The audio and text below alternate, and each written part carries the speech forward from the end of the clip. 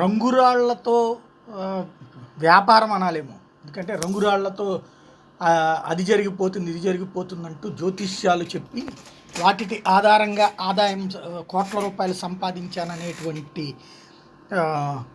మురళీకృష్ణ శర్మ ఎవరైతే ఈ మధ్యన తన ఇంట్లో నగదు చోరీకి గురైందని చేసినటువంటి కంప్లైంట్ పెద్ద సంచలనం సృష్టించింది. ఈ నేపథ్యంలో ఈ కథ కాస్త కొత్త మలుపు తిరిగి 2 రాష్ట్రాల్లో అరెస్టులకు దారితీసింది.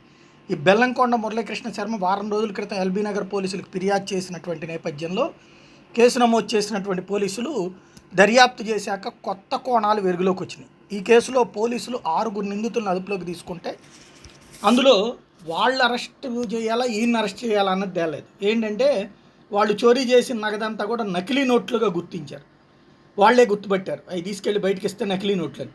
దాంతో అవన్నీ తగలబెట్టేశామని నిందితులు తెలిపారు. దీంతో అసలు నకిలీ నోట్లు ఎలా వచ్చాయని మురళీ శర్మను ప్రశ్నిస్తే అసలు విషయం వెలుగులోకి వచ్చింది. ఆయన ఇంట్లో నిర్వహించిన తనిఖీల్లో 18 కోట్ల విలువైన నకిలీ నోట్లు, 6 లక్షల విలువైనటువంటి నగదు లభ్యమైంది.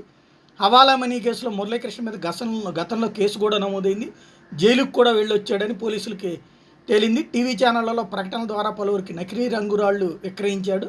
అలాగే 4 అనుచరుల ద్వారా ఢిల్లీ, ముంబై తదితర ప్రాంతాల్లో మురళీ శర్మ నకిలీ నోట్లను చలామణి చేస్తున్నారని కూడా గుర్తించారు. విశాఖపట్నంలో కన్స్ట్రక్షన్కి సంబంధించిన ట్రేడింగ్ కంపెనీలో 90 కోట్లు పెట్టుబడి పెట్టేందుకే Muralikrishna Sharma Malkajgiri Indian overseas bank నుంచి నగదు బదిలీ చేశారు. అయితే బ్యాంక్ అధికారులకు అనుమానం రావడంతో నగదు బదిలీని మధ్యలోనే నిలిపేసి ఆ రోజున అప్పట్లో విషయాన్ని పోలీసులకు చెప్పారు. ఈ కేసులో అప్పట్లో మురళీ శర్మతో పాటు 4 బ్యాంక్ అధికారులను కూడా పోలీసులు అరెస్ట్ చేశాక బెయిల్ మీద విడుదలైన తర్వాత నాగోల్లో ఉంటున్నాడు. 10వ తరగతి చదివినటువంటి మురళీ శర్మ నకిలీ నోట్లు, రంగురాళ్ల మోసాలకి పాల్పడుతూ కోట్ల రూపాయలు సంపాదించాడు అన్నటువంటి విషయం తేలింది.